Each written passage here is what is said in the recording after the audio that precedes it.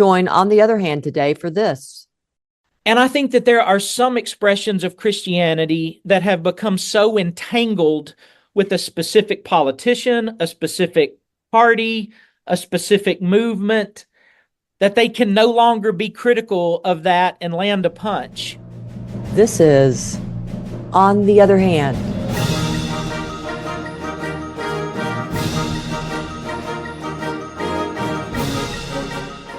A podcast sponsored by Braver Angels in Arkansas that explores politics and other issues of importance to Arkansans. And we do this through having conversations with community leaders. Stay with us as we talk to another leader in Arkansas who works across differences to get things done and to bring us closer together.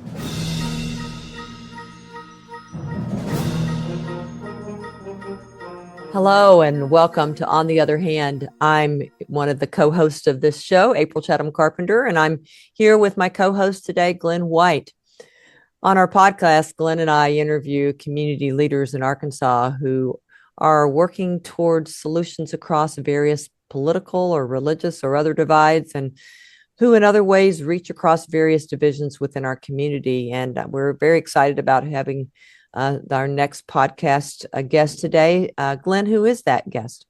Hey, April. I'm really thrilled to have today with us Dr. Preston Clegg. He is a pastor of the Second Baptist Church in Little Rock, and he's joining us in conversation. He's been widely recognized as a justice-oriented leader. He's an avid reader, we hear, who has a way with words. I can tell you that much for sure. And apparently an avid sports fan and family man. I understand that Preston was raised on a farm in the Arkansas Delta, received his bachelor's in Christian ministry from Williams Baptist College, and his Master of Divinity and Doctorate of Ministry degrees at the George W. Truett Theological Seminary as part of Baylor University. He enjoys reading, writing poetry, interesting, and following his two boys in their sports activities. So, welcome to On the Other Hand, Preston. Thanks so much. I'm honored to be here, delighted to be here today. We're really happy you're here, Preston. So let's start off by having you just share with us a little brief bio sketch of yourself. Who are you? What do you do? Other than what I just mentioned, and then what do you want us to know about you? Yeah, so I am a native Arkansan. I grew up in the Arkansas Delta to a farm family in Colt, Arkansas, which is a suburb of Wynn and Forest City, I guess. Yeah, I'm so very grateful for the growing up years of my life on a farm. I think I learned truths about seasons and the reality of seasons. I think I learned how our efforts and God's efforts have a synergistic relationship between them. I can plant a seed, but I cannot make a seed grow. Those sorts of realities that are deeply ingrained in me, though I no longer farm or live in the Delta. A pretty typical childhood, not much interesting. Small country church helped raise me and teach me the core lessons of the Christian faith. I sensed a call to be a minister when I was a teenager, which both scared me to death and also made me feel unavoidably alive at the same time. And so I went to Williams Baptist College in Walnut Ridge, Arkansas, to sort of begin my training and formation to become a minister. I also, while I was there, pastored a church in Strawberry, Arkansas, and learned as much there, 19 years of age when I started, as I was learning in the formal classrooms. So basically, pastoring's all I've ever known. Did seminary, as you said, in Waco, Texas, at Baylor, and pastored a church in Texas. I've also pastored a church in Oklahoma City for about 7 years before coming to Second Baptist Church. That felt a lot like coming home to me. When I was a child, coming to Little Rock meant something fun. We were doing something big and fun. And so there's a lot of nostalgia for me living and working in this city. I care deeply about this city. And I'm honored to be a part of work in a church that's both historic and vibrant today. A church that cares about living out our message in the public arena that expects their pastor to speak to public issues.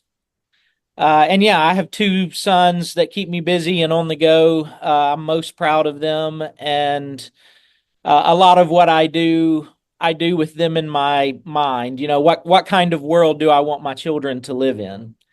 So I love Arkansas. It's part of who I am. I think part of growing up on a farm, place matters to you. You can't farm digitally from a distance. You can't Zoom meeting your way through farming. And so place matters to me. Arkansas matters to me. Little Rock matters to me. And I think that's a significant part of who I am today. Okay, very good. So it's interesting. You were a teenager when you became a pastor. That's interesting. That's an early start. I did. In fact, some of the first sermons I preached, my mom drove me because she was uncomfortable with me driving myself. And there's something that feels really off and strange about that. If your preacher shows up with your mom having, drove your preacher to the site, you might want to think about a different preacher. But yeah, I started early. You got a good start, and obviously you learned some things along the way. Well, okay, let me move the bar a little bit here. Let's talk about political views. Now, we don't always do this, but we often ask our guests to share their general political views, since a lot of what we focus on is the ability to work across political and other divisions. So we, as you probably know in Braver Angels, talk about it in terms of red-blue, red being the conservative Republican flavor, blue being the Democratic liberal flavor. And knowing that there are lots of places in that spectrum all over the place, purple, periwinkle, pink, whatever it may be. Right. For you, where do you place yourself along that spectrum? Yeah, I would say today I am blue, and increasingly blue seems to be my trajectory. That's not where I began. I have been a little bit of everything along the way. I grew up in a part of the world that's pretty conservative politically. And I still, in some ways, I still consider myself a conservative, though I'm skeptical that anyone knows what it means to be a conservative or a liberal these days. I think we use those terms pejoratively in such a way that they don't carry a lot of meaning in the way that we use them. So I have been a little bit of everything in my life. I'm not exactly proud to say that I'm blue. That's not an identity marker for me.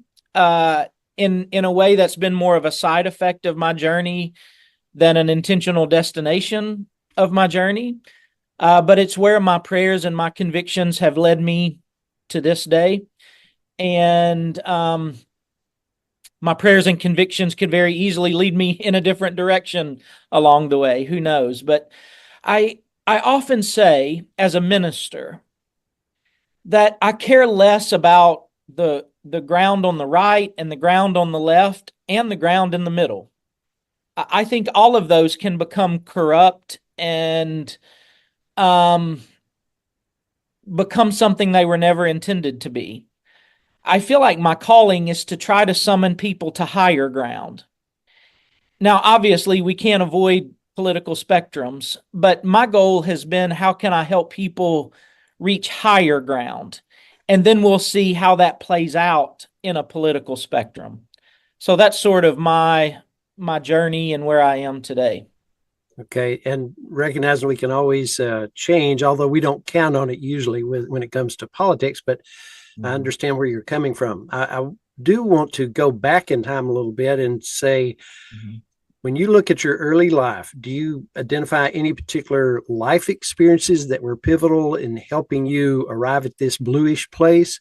Or maybe another important consideration is your values. What values have you held for a long time that lead you in that bluish direction? Yeah, that's a great question. I was raised with the heart of the Christian faith being the great commandments. And this is also the benediction that I leave people with at second every single Sunday. to love God with all that you are, all your heart, soul, mind, and strength, and to love your neighbor as yourself. To do so as if it's the most important thing in all the world, because it is. And so that, I would like to say, is my core value. And I think that was deeply rooted in me. My parents love people.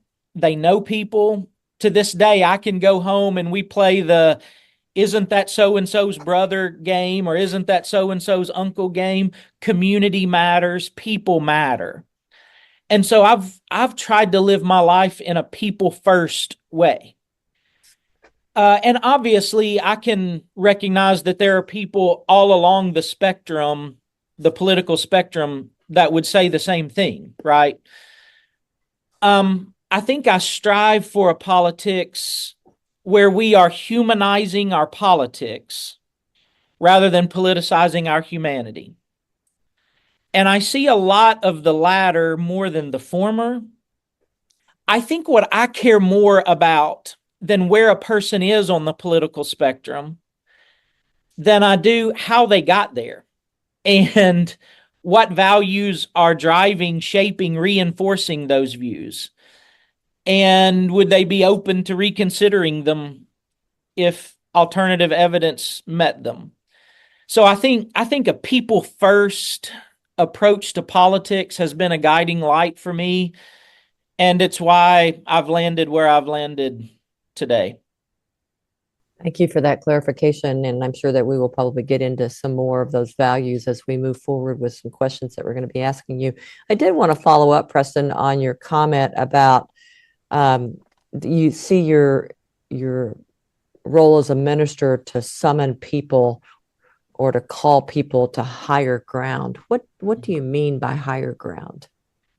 Your organization's called Braver Angels. I think that's sort of rooted in Abraham Lincoln's phrase, "the better angels of our nature." I think what he meant in that phrase is what I try to mean by that, which is there are ways to win at politics by appealing to base motivations, right? But what I try to do is raise the conversation not to the lowest common denominator, but the highest one. How can we honor everyone in this conversation? How can we have a politics? Parker Palmer says, how can we have a politics that's worthy of the human spirit? And in a democracy, we get to strive to do that. And so that is part of what I mean by higher ground. For me, a lot of Jesus' teaching, in Matthew 25, Jesus tells the parable of the sheep and the goats. What you did or did not do to the least of these, the most vulnerable people, is what you did or did not do to me. What has always interested me about that parable is that both groups are surprised when they hear that.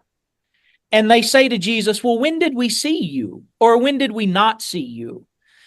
And that's when Jesus says, "Well, what you did to the least of these, you did for me." So, for some people, what we do with the poor or what we do with vulnerable people, those are peripheral conversations that aren't front and center in the political discourse. But for me, how we treat vulnerable people, that is at the center of our political discourse. That is the highest ground. For me, racial justice in a city like Little Rock, a state like Arkansas, that is at the height of my work and my concern as a white minister of a predominantly and historically white church. Solidarity with women and LGBTQ people, that's at the pinnacle of my work. So when I say the phrase higher ground, what I see in my mind when I say that is solidarity with vulnerable people. And I think that is what creates a politics worthy of the human spirit. I love Parker Palmer's work. Glad you brought that in. Yes. Thinking about it, it's reminding me of some things I need to go back and read Yes. on my own.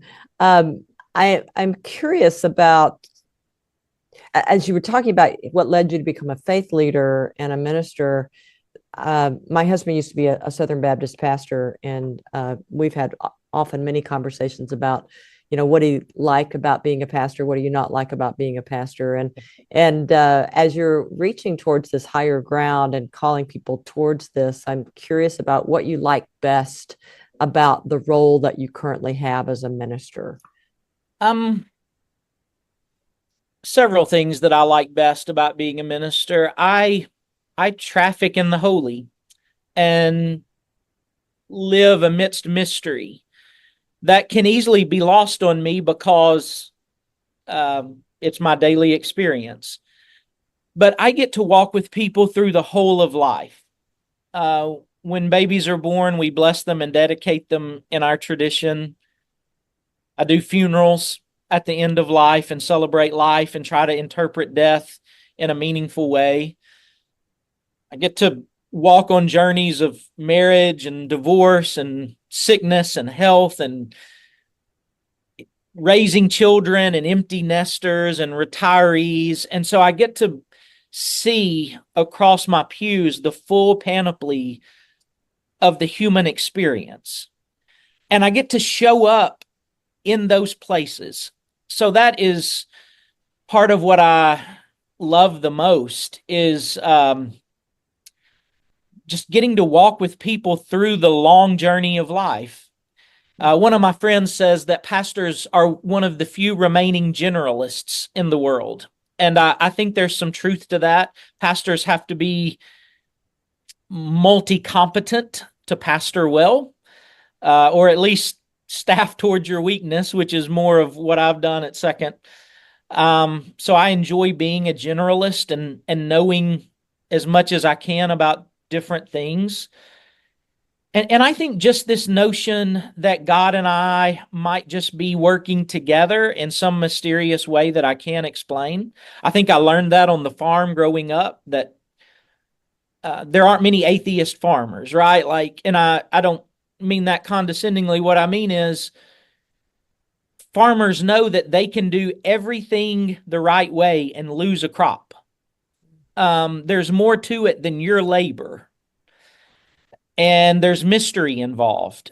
And I think it's true of pastoring that there's more to what I do than what I am doing. There's a community involved, and I believe there's a God involved. And I enjoy that immensely. May make some of our listeners want to look into potentially that generalist as a profession. Interesting, the way you describe it. I think about the journey, and you said my ears perked up when you said you were in Oklahoma City for 7 years. What church did you pastor there? Only because I'm from that area originally. I pastored Spring Creek Baptist Church in Northwest Oklahoma City. It's on the Hefner and 122nd block of MacArthur. Okay. And I had a great run there. Love those people to this day. What denomination connection with the Baptist was that? It's a cooperative Baptist fellowship church. Okay. Mm-hmm. So for our listeners who don't know, having for myself grown up as a Southern Baptist, I always knew that there were multiple different brands of Baptist. Right. But I think in the South, most people really when they think of Baptist, they think of, especially in the white congregations, the Southern Baptist. So what brand of Baptist do you associate yourself with, or is Second Baptist connected with? Personally, I guess I'm more interested in you personally than I am about your church currently. Right. Yeah. So Second, for most of Second's history, we were a Southern Baptist church, including the fact that we're one of the few churches that had multiple presidents of the Southern Baptist Convention, one of which was Brooks Hayes, who was a U.S. representative from Arkansas and taught a Sunday school class here at Second that 100 people attended every week. So Second is a deeply rooted Southern Baptist church. The way that I frame the story is, I think Southern Baptists, like many denominations in the early 70s, was a bigger tent denomination. But I think a lot of Christian traditions got caught up in the rise of the religious right, and it drew all the traditions, to think differently about who they were and how they are reading the Bible and those sorts of convictions.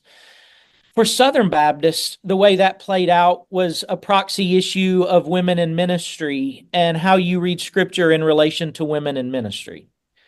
Well, second, in the 70s, we had already ordained female deacons. And so women in ministry was part and parcel of who we were and are as a congregation. So in the late 70s, Southern Baptists began a rightward trajectory, and it just was a divergent path from where Second was. And it took about a decade for all that to play out denominationally. But by the early 90s, there was a splinter movement from the Southern Baptist Convention called the Cooperative Baptist Fellowship. And Second was a seminal church in that movement. We were one of the pillar churches in Arkansas.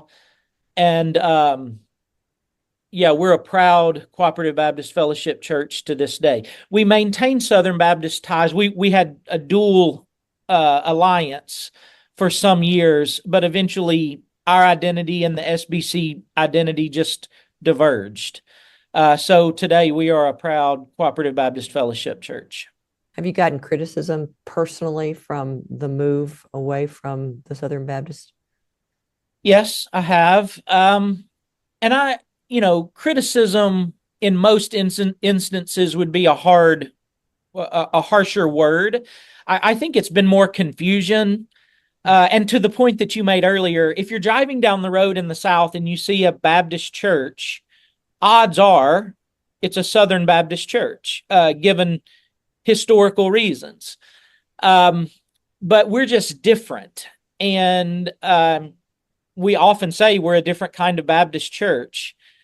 And I think in some instances that just catches people by surprise, and we're not what they were expecting.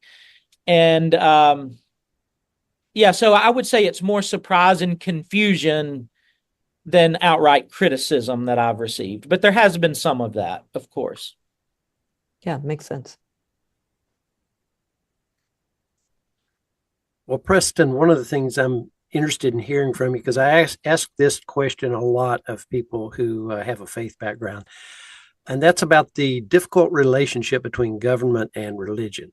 So I wonder how you see religion in general, and in particular your version of Christianity, how it can best work effectively with our government and our politicians so that hopefully both groups are working toward a common good.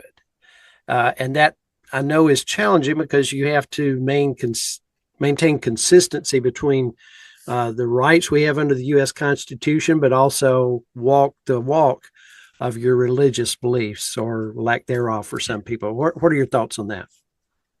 Yeah, that's a great question. And I live at that intersection many days. I often think about the famous story in the Gospels when religious leaders are trying to trap Jesus by asking him the question, should we pay taxes to Caesar or not? And that, as the text reads, was very clearly a trap question. They weren't interested in his answer. They were interested in an accusation from whichever way he answered it. What we call it is a gotcha question. A gotcha question, that's right. Yeah. We still do that, right? If Jesus says, no, you should not pay taxes to Caesar, the occupying power, then they would say, well, here's another revolutionary. Let's report him to the authorities. If Jesus says, yes, you should pay taxes to Caesar, then he is an accomplice to the oppressors of his own people. So in response to that, Jesus, as he was apt to do, responds with more of a parable or a paradox or a riddle. He asks for a coin, which had an image of Caesar on it, and says, whose image is on this coin? The same word that is used earlier in Scripture for God's image upon us, right? And Jesus says, give to Caesar what's Caesar's, and to God what's God's. I think there is immense wisdom in that response in a number of areas. But what it doesn't provide for us is a very simple solution, right? Like Jesus doesn't define what is Caesar's and what is God's. And, you could say everything is God's. And there is a part of me that does answer in that way. But I don't then interpret that to mean that I have no responsibility to my civic authority, right? So for centuries, for millennia, Christians have been wrestling with this tension, and they've worked it out in a number of different ways. I think we could learn from the full panoply of responses that Christians have offered to that tension. For me, I find a lot of wisdom in how Martin Luther King Jr. lived his life and led the civil rights movement. One of the analogies he used that I find helpful is it's a boxing analogy, that the relationship of church and state should be close enough to land a punch, right? But not so close that you become enmeshed and entangled where you can't. If you watch boxing, they can lean in on each other where they can't land a punch. And I think that there are some expressions of Christianity that have become so entangled with a specific politician, a specific party, a specific movement, that they can no longer be critical of that and land a punch. I also think that there are versions of Christianity that have been too escapism, too distant from public matters to land a punch. So I guess I'm advocating for a Goldilocks relationship where it's just right, where the state is just far enough away from the church is just far enough away from the state to maintain its unique identity, but close enough to the state to speak truth to that state. One of the things that I say often at Second is I long for a faith where there is more engagement in the public arena, but less entanglement with specific politicians, specific policies, specific parties that are not God, and eventually let us down. So I think that's my general approach. As a Baptist and a historic Baptist, I do absolutely believe in separation of church and state. I don't think you can have religious freedom for all people without separation of church and state. As a Baptist, I think we were originally sort of political contrarians because when we first came to this country, we were very much in the political minority. We were a persecuted group until we became front and center and the greatest Protestant denomination that this country knew. And then we forgot some of those ideals of separation of church and state and religious liberty for all people. So I think that's my general approach is I advocate for separation of church and state, but I do not think that means separation of faith from public life. And I advocate for more engagement, but less entanglement from the church. Well, that's it, April. That's the first part of our conversation with Preston Clegg. We're going to continue our conversation with Preston in the next episode, so be sure everyone to check that one out.